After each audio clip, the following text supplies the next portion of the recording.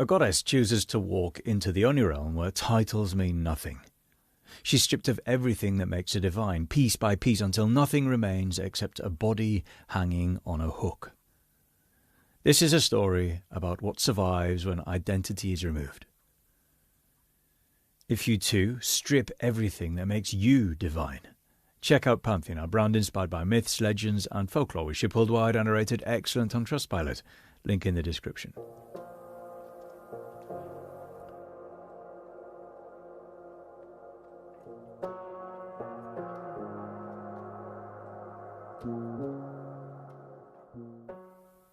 Human civilization began with the rivers in the land between the Tigris and the Euphrates. Fertile soil allowed communities to settle and grow crops and remain in one place long enough to build something permanent. Over centuries, villages became towns and towns became cities. This region, known today as Mesopotamia, is often called the cradle of civilization because so many foundational developments emerged there. Writing, law, organized religion, monumental architecture and political governance all took shape in this landscape. Life was structured around temples, agriculture, trade, and seasonal cycles that determined survival.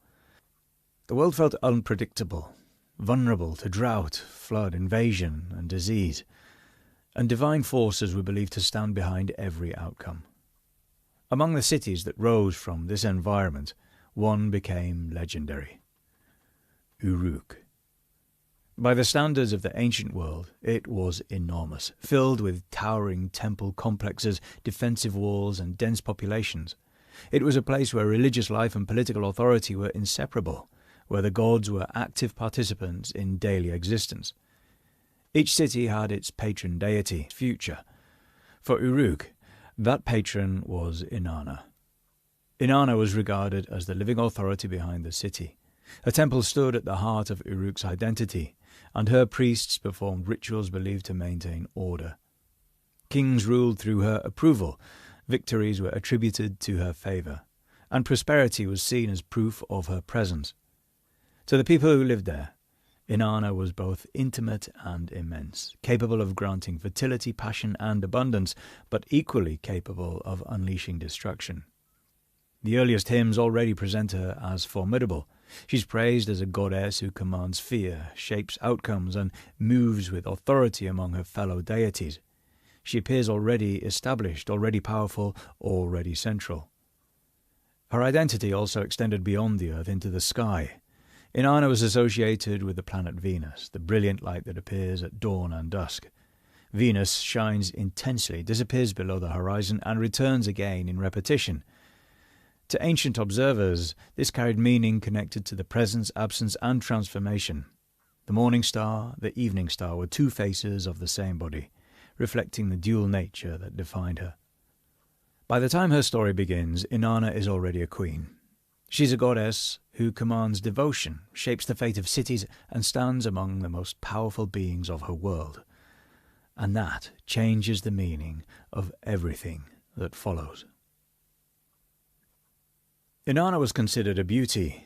Ancient myths describe her radiance with admiration and awe, presenting her as irresistibly attractive, luminous, and captivating. But this was more than physical. Beauty, in her case, carried authority, drew attention, commanded devotion, and created longing. To encounter her was to feel intensified beyond ordinary experience. That intensity gave her influence over individuals and entire communities. Her attraction could alter decisions, loyalties, and destinies. Her connection to sexuality grew from that same foundation. Desire in the ancient world was tied to continuity. Fertility meant crops growing, animals reproducing, children surviving, and families continuing across generations. Attraction meant union, and union meant moving forward. Inanna represented the force that brought bodies together and allowed creation to occur.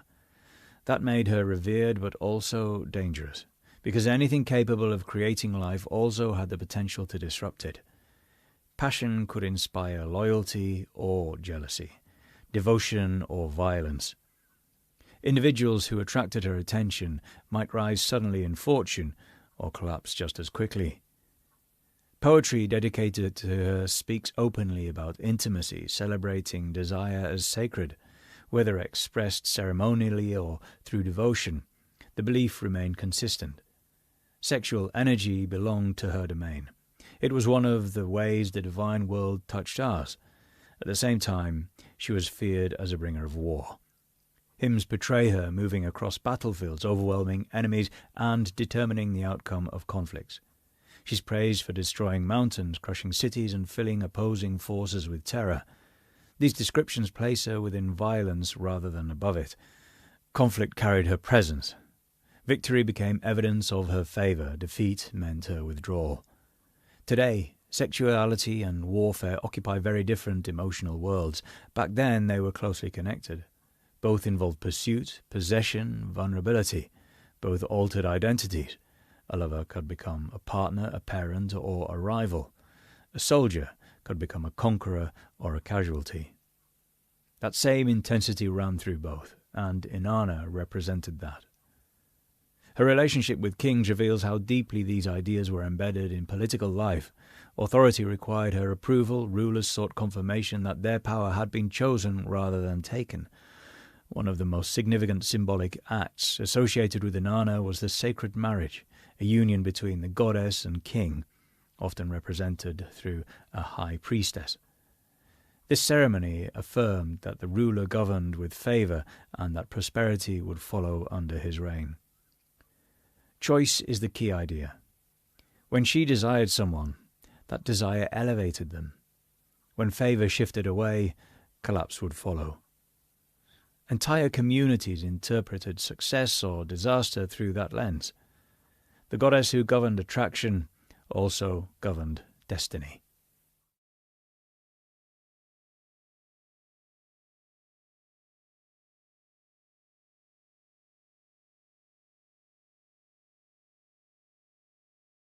There is a concept in ancient Mesopotamian belief that has no exact modern equivalent. It is called the Meh.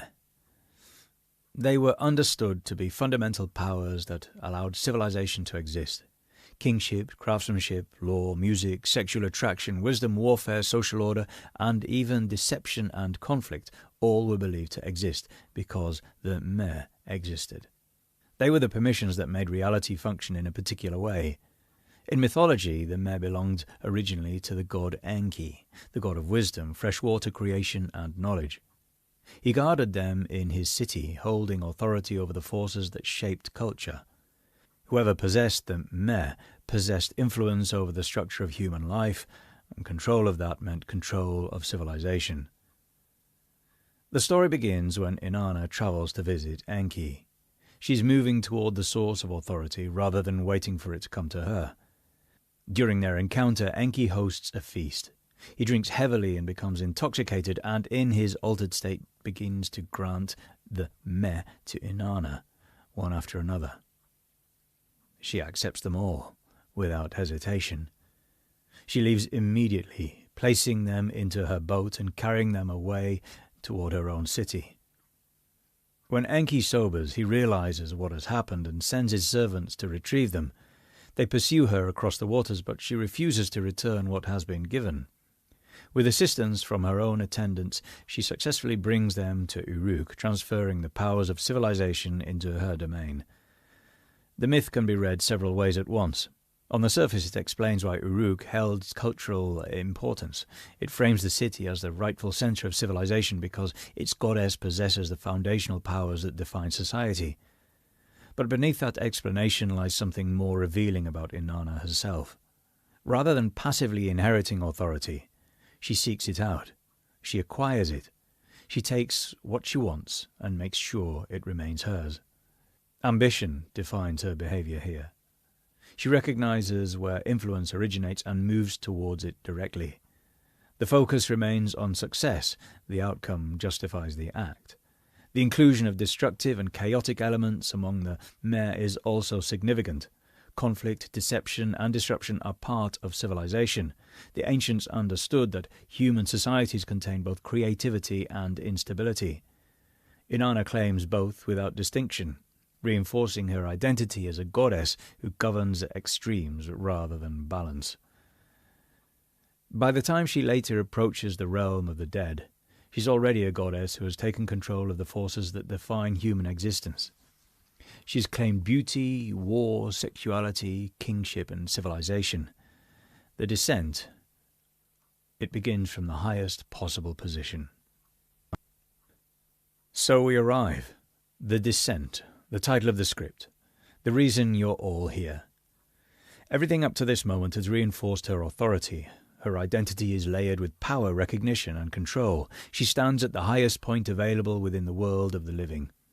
And then she turns toward the only place where none of that has meaning. Irkala, sometimes called Kur, the realm of the dead. In Mesopotamian belief, death led to continuation in a diminished form. The underworld was the destination of all humans regardless of status. Kings and labourers, warriors and children arrived in the same domain. Wealth couldn't prevent entry. Power couldn't delay it.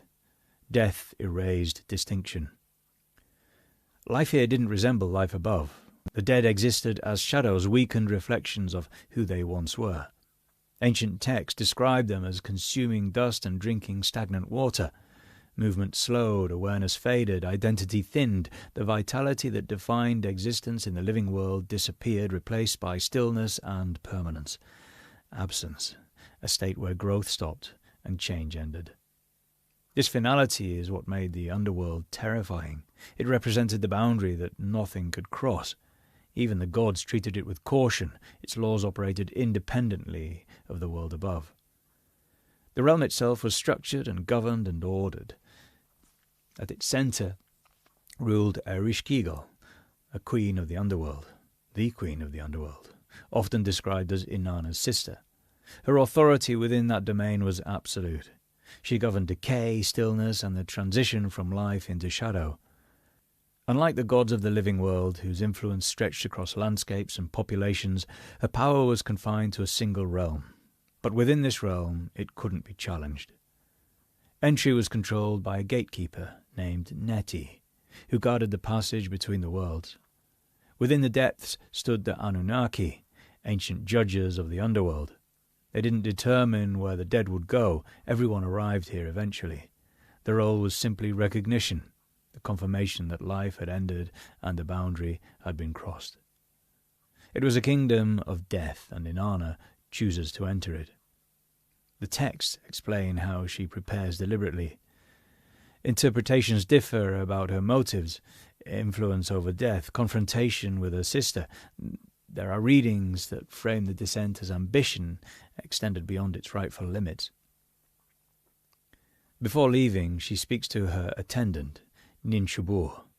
The instructions are precise. If she doesn't return after 3 days, Ninshubur must seek help from the higher gods. The detail reveals awareness of risk. Even a goddess who commands cities anticipates the possibility that she may not survive this journey. When she arrives at the entrance to the underworld, she encounters the first boundary. The gatekeeper stops her. Permission must be requested. Her name and titles are announced to Ereshkigal, who responds with a condition. She may enter, but she must pass through 7 gates, and at each gate something must be removed. The stripping begins. At the first gate, her crown is taken. The symbol of sovereignty disappears immediately. At the second, jewellery is removed. Signs of status and beauty are taken away. At the third, more adornments disappear. With each threshold, another layer of identity falls away. The process is deliberate, almost ceremonial. There is time between each removal, time for recognition to settle in. The myth slows the moment, because the removal itself is the transformation. By the 4th and 5th gates, clothing is taken. Protection disappears. Dignity disappears. The external markers that separate goddess from mortal existence are gone. By the final gate, nothing remains. Crown, ornaments, garments, authority. The who entered now stands exposed, reduced to the simplest form of being. Every external definition that once gave her power has been removed. The stripping is ritual dismantling. Each object represents a category of identity from the living world. As each layer disappears, the distance between divine and mortal collapses. What remains is existence without context. When Inanna enters Ereshkigal's presence, the confrontation is incompatibility. One being belongs to this realm, the other does not. The judges of the underworld pass judgment. Inanna is struck down. Her body becomes a corpse, hung on a hook like a freshly slaughtered cold cut. She remains there for 3 days, for 3 nights. Stillness replaces movement. The goddess who once shaped cities now hangs motionless in a place where nothing grows and nothing changes. This is the moment where the descent becomes the destruction of identity. Above the underworld, time continues and the instructions she gave before leaving begin to matter. After 3 days pass without her return, Ninchubo does exactly what she was told to do. She goes to the great gods and pleads for intervention. However, the first responses are refusal. Death, once entered, isn't easily reversed. The boundary between the living and the dead exists to maintain order, and crossing it carries consequences even for gods. Mortality is a structure, and undoing death goes against it. Eventually, Ninchubo reaches Enki. Where other gods represent authority or force, Enki represents understanding. He recognizes patterns, loopholes, and possibilities that others overlook. A man with a plan. Rather than descending personally, he creates 2 beings from the dirt beneath his fingernails. Small beings, almost insignificant, formed from residue rather than grandeur. They aren't powerful enough to threaten the underworld, which is precisely why they can enter it. Insignificance passes unnoticed. He sends them carrying the food and water of life. When the beings reach the underworld, they find Ereshkigal in distress, crying out in pain, described like a woman in childbirth. The comparison communicates intensity. The ruler of death is suffering with her own realm. Instead of confronting her, the beings respond with empathy, acknowledge her suffering, mirror her cries. They validate her experience rather than challenge her. This is one of the most psychologically sophisticated moments in the myth. Ereshkigal is surrounded by death, but rarely by understanding. Therefore recognition becomes a gift, and so, in response, she offers them a reward. They ask for Inanna's body, and permission is granted. The food and water of life are applied to the corpse hanging on the hook. Movement returns, breath returns, awareness returns. The body that had been reduced to inert flesh becomes animate again. Inanna rises. But resurrection does not erase the laws of the underworld. No one leaves without replacement. The rule is absolute. If one being returns to the world above, another must take their place. Balance must be maintained. Inanna is escorted upward by beings from the underworld, ensuring the rule is fulfilled. As she encounters figures from her world, those who mourned her absence are spared. Those who honoured her suffering are protected. Their grief becomes proof of loyalty. But when she reaches her consort, Dumuzi, the reaction changes. She finds him seated comfortably, dressed in fine clothing, showing no visible grief of her disappearance. While others mourned, he appears unchanged, untouched by loss. How dare he, right? So she chooses him. Dumuzi is seized and taken toward the underworld to replace her. Later tellings soften the outcome, introducing cycles in which he returns for part of the year, linking his fate to seasonal change, but the core idea remains. One life replaces another. This decision reveals something unsettling about the myth. Resurrection is negotiation. Inanna survives, but survival requires another descent. Authority preserves itself, but only by transferring suffering elsewhere. The goddess returns to the world above, but the terms of her existence have changed. She's crossed a boundary that even gods rarely approach. She has died. She has become restored, and her continued presence now carries the weight of another being's fate. Life, in this myth, is never free. It's always purchased. There is a reason the ancient texts place Inanna and Ereshkigal opposite each other. They represent two domains that define existence. The Sumerian poem, often translated as The Descent of Inanna, preserved on clay tablets dating to the early 2nd millennium BCE, presents a confrontation between life and death. Inanna governs the world of the living, and she moves outward, reshaping environments and relationships. Kings claim legitimacy through her, cities rise under her protection. Her power operates through change. Ereshkigal governs the opposite condition, finality. Her realm, it receives. Everything that lives eventually arrives there. Every identity, achievement, every relationship reaches the same conclusion. Under her authority, distinction dissolves. Titles lose meaning. The energy that defined existence fades into stillness. The underworld is inevitable. The sister relationship described by many is symbolically precise. Life and death are halves of a single structure. One creates movement while the other creates completion.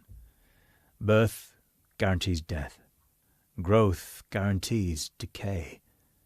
When Inanna descends, she's entering the other half of reality, which explains the violence of the encounter. Inanna's identity is built on influence, but the underworld doesn't respond. For the first time, she encounters a ruler who can't be affected by her presence. Ereshkigal's authority operates through inevitability rather than assertion, which makes it immovable. The limit of conquest. Death answers to no one. Scholars such as Samuel, Noah Kramer, and Diane Volkstein, whose translations helped bring the myth into modern awareness, often emphasize the ritual structure of the descent. The stripping at each gate resembles initiation ceremonies found across cultures, where identity markers are removed before transformation occurs. But the confrontation with Ereshkigal adds another dimension. It introduces the idea that transformation requires encountering an equal and opposite force. The suffering of Ereshkigal also becomes meaningful within this. In the text, she cries out in pain, described like a woman in childbirth. The comparison links death and birth as mirrored transitions. Both involve movement between states of existence. Both involve loss of a previous condition. Both involve vulnerability. The Queen of Death is buried by the nature of her domain. Where Inanna is surrounded by worshippers and movement, Ereshkigal exists among endings and separation. The contrast deepens the mirror between them. Necessary counterparts. Without life, death can't occur. Without death, life can't change. Inanna's descent, therefore, reveals something more than personal transformation. It exposes the structure of reality as understood by one of the earliest civilizations in human history. As Sumerian city-states declined and Akkadian power expanded across Mesopotamia, cultural boundaries began to blur. The Akkadians spoke a Semitic language, but they inherited the gods of the land they now controlled. Inanna became Ishtar, an evolution. The goddess retained her associations, but her influence expanded alongside the empires that adopted her. Under Akkadian and later Babylonian rule, Ishtar became one of the most prominent figures in Mesopotamia, worshipped across vast territories rather than primarily within a single city. Texts from later periods, including Akkadian versions of the descent myth, often titled The Descent of Ishtar, preserve the same core narrative. A goddess associated with vitality enters the realm of death, loses her power, dies, and returns through intervention and exchange. The continuity demonstrates that the myth addressed ideas considered fundamental across generations and cultures. Archaeological evidence reinforces her prominence. Temples dedicated to Ishtar appear across Mesopotamia, from Uruk to Nineveh. Iconography shows her associated with lions, weapons, and 8-pointed star symbols linked to the planet Venus. This continuity across cultures reveals something important about mythology. Gods don't remain unchanged because traditions remain unchanged. They survive because the ideas they represent continue to resonate.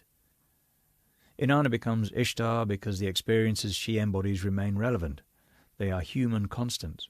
Even when the languages shift from Sumerian to Akkadian, even when political power moves from city-states to empires, the underlying narrative remains recognizable. The persistence of this goddess also demonstrates how religious identity evolves through cultural contact. Mesopotamia was never isolated. Trade routes, migrations, and conquests connected populations across regions. Deities moved with people, names changed, attributes merged. Inanna and Ishtar represent one of the clearest examples of this process in ancient history. By the time later Near Eastern traditions developed, echoes of her influence could still be felt. Elements associated with Ishtar appear in neighbouring cultures, reflecting how mythological ideas spread beyond their original context. The goddess survives as a pattern that adapts to new worlds. The myth of Inanna's descent is a warning. We spend our lives collecting titles, curating identities, wrapping ourselves in the garments of status and the jewellery of our achievements. We convince ourselves that these things are who we are. But the end awaits. It's the destination that doesn't recognize your name. It's the gatekeeper that doesn't care about your authority. And one day, the stripping will begin for you, too.